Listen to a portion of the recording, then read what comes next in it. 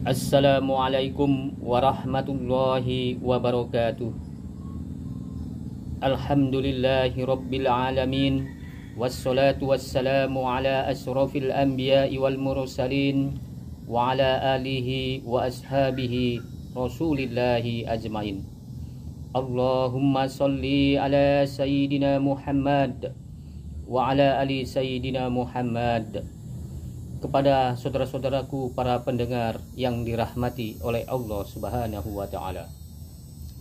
Kita semua tentu ingin dicintai oleh Allah Subhanahu wa taala.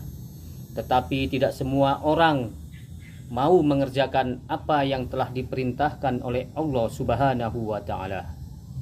Padahal jika kita kerjakan bisa mendatangkan cintanya Allah Subhanahu wa taala kepada kita semuanya. Dan tidak ada satu orang pun pasti ingin dimurkai oleh Allah Subhanahu wa taala. Jangankan dimurkai oleh Allah, dimarahi oleh mertua saja rasanya kita sudah enggak enakan. Kalau hanya sekedar dimarahi oleh mertua, bisa balik ke rumah seminggu 2 minggu berdamai, minta maaf kepada mertua, mungkin bisa balikan kembali. Tetapi jika Allah yang murka kepada kita, mau kemana kita akan pergi? Ke laut. Laut milik Allah. Keluar angkasa. Luar angkasa yang mana? Apa yang ada di langit dan apa yang ada di bumi, semuanya milik Allah Subhanahu wa ta'ala. Rasanya kemana lagilah kaki kita akan melangkah, dan kemana lagilah bumi yang lain akan kita cari. Pasti semua orang ingin dicintai oleh Allah Subhanahu wa ta'ala. Tetapi terkadang kita malah berbuat yang tidak disukai oleh Allah Subhanahu wa ta'ala. Malah justru mengundang murkanya Allah. Rasulullah Shallallahu Alaihi Wasallam bersabda di dalam hadis qudsi. Hadis qudsi ini bisa ditemukan dalam kitab Tanbihul Qafilin, ditulis oleh Imam Abu Lais Samarkandi, di mana Allah Subhanahu wa taala berfirman melalui lisan Nabi Muhammad Shallallahu Alaihi Wasallam. Aku cinta, kata Allah, kepada 3 macam golongan manusia, tetapi aku lebih cinta lagi kepada 3 golongan lagi. Hadis ini menerangkan kepada kita bahwa ada 3 macam golongan manusia yang hanya sekedar dicintai oleh Allah Subhanahu wa taala. Dan ada yang lebih lagi dicintai oleh Allah Subhanahu wa taala. Siapakah mereka yang dimaksud 3 golongan tersebut? Mari kita telusuri satu persatu hadis qudsi tersebut. Mudah-mudahan kita termasuk salah satu di dalamnya, dan boleh jadi kita termasuk ketiga-tiganya. Yang pertama, kata Allah, aku cinta kepada orang yang pemurah, kepada orang yang ringan tangan, kepada orang yang senang menolong orang lain, suka membantu kepada orang yang memang membutuhkan pertolongan. Aku cinta, kata Allah Subhanahu wa ta'ala, kepada orang yang pemurah. Allah ciptakan manusia, ada yang kaya, ada yang sederhana, ada yang miskin, supaya dalam hidup ini saling membantu satu sama yang lain. Ada yang memberi, ada yang menerima, ada yang menerima, ada yang memberi. Tetapi dari itu semua, lebih baik tangan di atas daripada tangan di bawah. Inilah seharusnya. Yadul ulya khairum min yadi sufla. Tangan di atas lebih baik daripada tangan di bawah. Allah Subhanahu wa ta'ala akan membalas kepada orang-orang yang rajin bersedekah dengan balasan yang berlipat-lipat ganda. Jika kita bersedekah untuk masjid, bukan pengurus masjidnya yang akan membalas sedekah kita. Kalau saudara menyumbang ke pondok pesantren, bukan ustadz atau kiainya yang akan memberikan balasannya.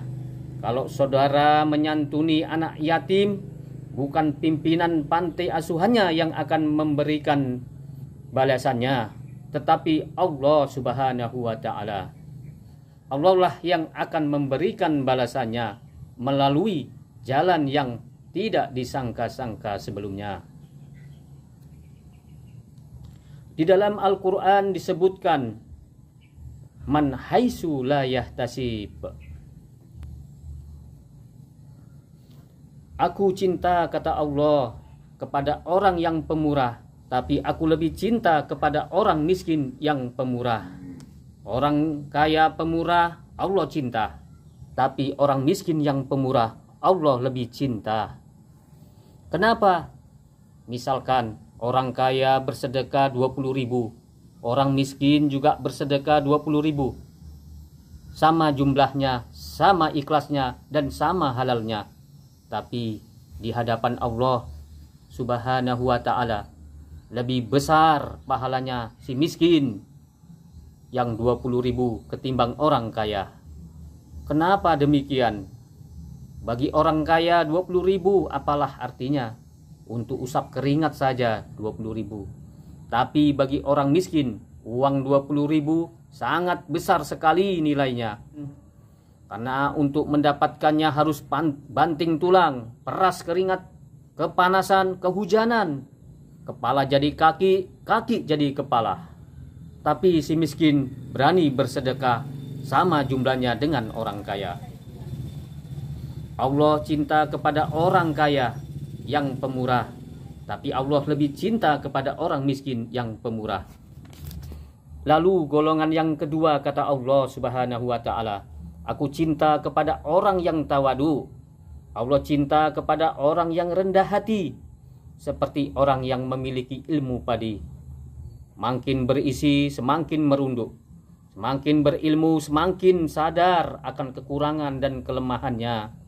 Aku cinta, kata Allah, kepada orang yang tawadu, yang rendah hati dan tidak sombong. Tapi aku lebih cinta lagi, kata Allah, kepada orang yang kaya tapi tidak sombong. Orang miskin tidak sombong Allah cinta, tapi orang kaya yang tidak sombong Allah lebih cinta. Apa sebabnya? Kalau orang miskin tidak sombong, memang sudah seharusnya tidak ada yang disombongkan. Tapi kalau orang kaya, apa saja punya, mobil tidak cukup satu, rumah di mana-mana, karyawan banyak, kebun dan tanahnya lebar, tapi dia tidak sombong.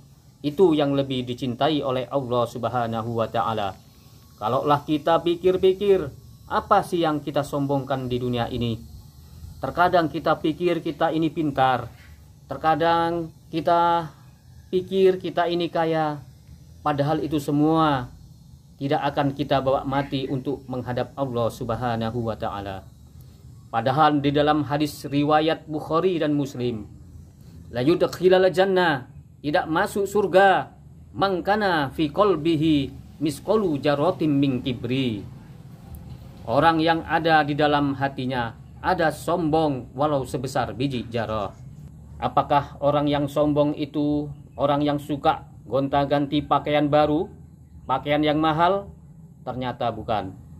Apakah orang yang sombong itu orang yang suka beli mobil mewah? Ternyata bukan. Apakah orang yang sombong itu orang yang sering bolak-balik umroh? Ternyata bukan juga. Kata Nabi, orang yang sombong itu adalah batarul haq wa qamtun nas, menolak kebenaran dan meremehkan orang lain. Bukankah iblis laknatullah diusir dari surga bukan karena dia tidak sholat? Jutaan tahun iblis sholat bersama para malaikat. Kenapa dia diusir dari surga? Sebabnya hanya satu.